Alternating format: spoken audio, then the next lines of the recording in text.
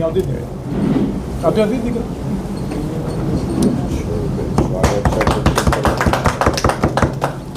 નિગમ આવી જાઓ ધનંજયભાઈ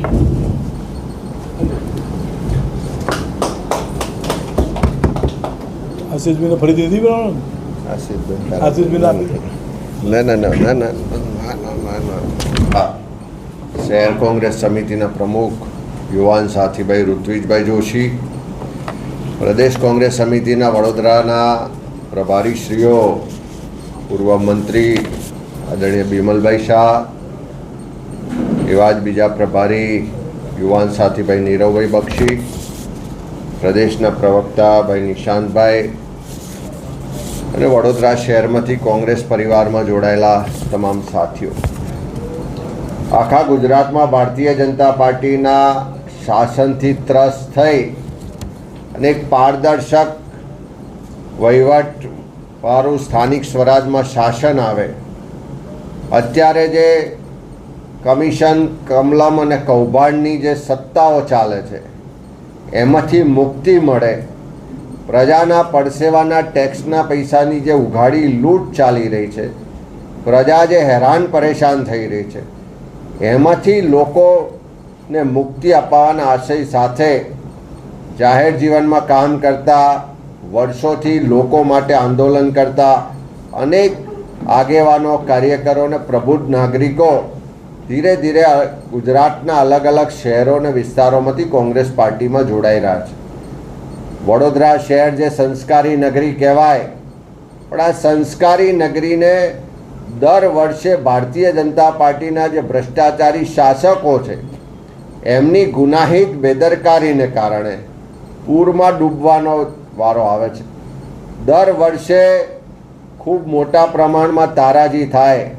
અને એની સામે વડોદરાની જનતા જ્યારે અવાજ ઉઠાવે છે ત્યારે એની વાત કોઈ સાંભળવામાં નથી આવતી. હણીકાંડ જેવો બોટની દુર્ઘટના બને અને એની પાછળના તથ્યો, કારણો જોઈએ તો કોર્પોરેશનમાં બેઠેલા લોકોની ભ્રષ્ટાચારની નીતિ જવાબદાર છે. એની સામે ભાઈ આશીષભાઈ જોશી એક ભારતીય જનતા પાર્ટીના ચાલુ કોર્પોરેટર થઈ અને સરકારને પ્રશ્ન પૂછે, કોર્પોરેટરને સવાલ કરે તો એમને પાર્ટીમાંથી દૂર કરવાની કાર્યવાહી થાય, પણ એનું નિવારણ ના થાય. એ માસૂમ ભૂલકાઓના જે જીવ ગયા એની માટે જો કોઈ જવાબદાર હોય તો વડોદરા કોર્પોરેશનમાં બેઠેલા ભારતીય જનતા પાર્ટીના શાસકો અને અધિકારીઓ જવાબદાર. વડોદરાના અલગ અલગ વિસ્તારમાં જે ભ્રષ્ટાચાર થઈ રહ્યો છે, ગેરવહીવટ થઈ રહ્યો છે, એના કારણે છેલ્લા થોડા દિવસોમાં અનેક લોકો કોંગ્રેસ પાર્ટીમાં જોડાયા અને બધા જ લોકોએ બિનશરતી રીતે એક જ ધ્યેય સાથે, એક જ નિર્ધાર સાથે સંકલ્પ કર્યો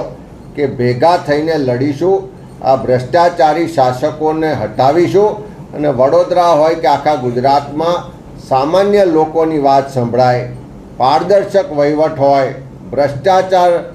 ના હોય એવું શાસન લાવીશું ને લોકોની આશા અપેક્ષા મુજબનો વહીવટ કરી બતાવીશું. એ સંકલ્પમાં આખા ભગીરથ કાર્યમાં આજે આપણી વચ્ચે નીલમબેન શ્રીવાસ્તવ, જે આપણા પૂર્વ ધારાસભ્ય મધુભાઈ શ્રીવાસ્તવના દીકરી છે, જોડાયા છે, એમનું હાર્દિક સ્વાગત કરીએ છીએ. યુવાન સાથીભાઈ ધનંજયભાઈ નિગમ પણ